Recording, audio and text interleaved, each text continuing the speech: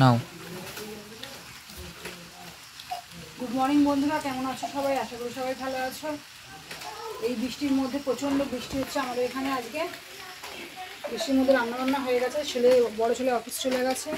আজকে দুপুরের লাঞ্চে ভাত, আলু ভাজা, মাছের ঝাল, দুরকম মাছের ঝাল। এটা সর্ষে বাটা দিয়ে, এটা পেঁয়াজ টমেটো আদা রসুন এসব দিয়ে, মাছের মাথা দিয়ে তরকারি দিয়ে।